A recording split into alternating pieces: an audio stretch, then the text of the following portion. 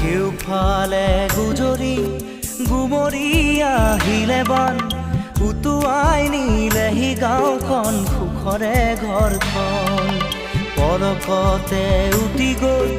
গোহালিৰে গৰুহাল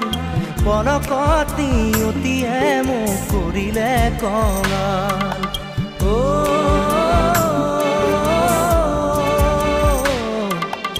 উটুৱাই নিলেহি গাঁওখন সুখৰে ঘৰখন কেউফালে গুজৰি গুমৰি আহিলে বান উটুৱাই নিলেহি গাঁওখন সুখৰে ঘৰখন পলকতে উটি গৈ